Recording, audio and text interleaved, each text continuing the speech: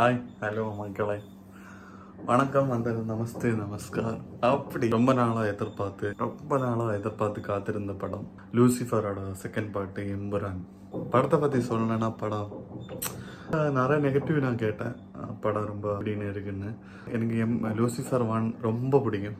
அந்த வகையில் இந்த படம் எனக்கு ரொம்ப பிடிச்சிருக்கு. நெகட்டிவ் சொல்கிறவங்க இந்த படத்தோட ப்ரொடக்ஷன் குவாலிட்டி அண்ட் இந்த படத்தோட மேக் பண்ணியிருக்குது எந்த கிரிஞ்சோ எதுவுமே பர்ஃபெக்டாக நீட்டாக எடுத்திருக்காங்க. கதைகள் வச்சு பார்க்கும்போது லூசிஃபரும் நீங்கள் சொல்கிறீங்க லூசிஃபர் ரொம்ப பெரிய கதை இல்லை, அதே கதை தான். ஒரு நார்மல் பொலிட்டிக்கல் ஸ்டோரி, அந்த பொலிட்டிக்கல் பேக்ரவுண்ட் நடக்கிற விஷயங்கள் அதே விஷயந்தான் இந்த பாட்டுலேயும் நடக்குது. இதில் கொஞ்சம் டிஃப்ரெண்ட் கைண்ட்ஸ் ஆஃப் யார் என்னன்னு லூசிஃபர் ஃபர்ஸ்ட் பார்ட்லேயே காட்டி வைப்பாங்க யார் என்னன்னு. அதை வச்சு அதை டீட்டெயில் பண்ணுற படம் தான் இது.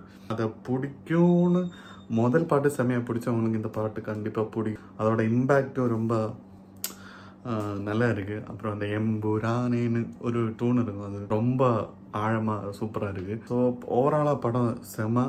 ரைட்டர் முரளி கோபி, இந்த ஸ்டோரி ரைட்டர் செமையாக ரைட் பண்ணியிருக்காரு. அப்புறம் டைரக்ஷன் சொல்ல வேணாம், பிருத்விராஜ் சார் வேறு லெவலுங்க. படமே நார்மலாக அவ்வளோ எக்ஸ்பீரியன்ஸ் இருக்குது. அவர் காட் லைஃப் படம் பார்த்தீங்கன்னா இவரை தாண்டி நீ என்ன எக்ஸ்பீரியன்ஸ் தேவைப்படுது, அந்த அளவுக்கு எக்ஸ்பீரியன்ஸ் ஆன ஒரு மனுஷன் ஒரு படத்தை எடுத்துருக்காரு. குவாலிட்டியை பர்ஃபெக்டாக. நம்ம தமிழ் படங்கள் கூட எல்லாம் படங்கள் வந்திருக்கு, நான் இல்லைன்னு நான் சொல்ல மாட்டேன்.